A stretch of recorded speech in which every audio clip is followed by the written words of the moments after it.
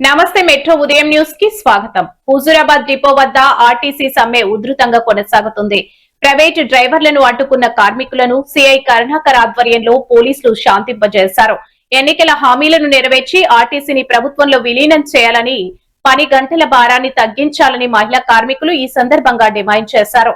8 గంటల డ్యూటీని 12 గంటల వరకు చేపిస్తున్నారని, ఆర్టీసీని ప్రభుత్వంలో చేర్చాలని డిమాండ్ చేస్తున్నారు.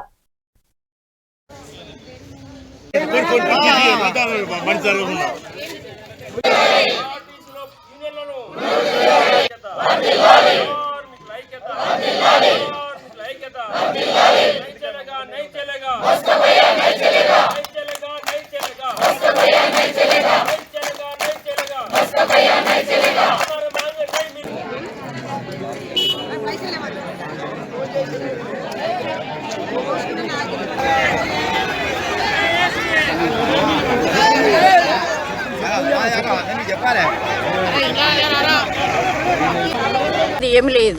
మీరు ఎన్నికల ముందు మాకు ఏమి హామీలు ఇచ్చిండ్రో అవి మాత్రమే మాకు నెరవేర్చుంది. మేము కొత్తగా మిమ్మల్ని ఏమి అడుగుతలేం సార్.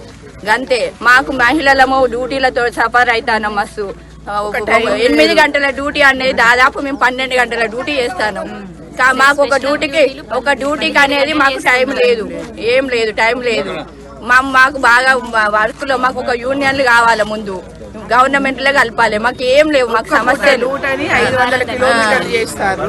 500 స్పెషల్ ఆఫ్ అని 600 కిలోమీటర్లు చేస్తారు. ఇవాళ ప్రతి డ్రైవర్ ఎంత హింసపడి మేము ఏ ప్రభుత్వం వస్తే మాకు మేలు చేస్తుందో, మేము కాంగ్రెస్ ను అందరం ఏకగ్రీవంగా మేము కాంగ్రెస్ పార్టీ వాళ్ళం అందరం ఓట్లేసినాం సార్. మేము గెలిపించుకున్నాం.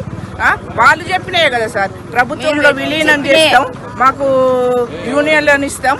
ఆయన ఒక రాష్ట్రానికి తండ్రి లాంటి వారు సార్. ఆయనే మాట తప్పి మమ్మల్ని ఈ విధంగా సమ్మెకు దిగేటట్టు చేసింది సార్. ఆయన మమ్మల్ని ఒక పని వేళ లేదు, ఒక టైం లేదు. ఇప్పుడు 3 గంటలకు రామస్వామి దేవస్థానం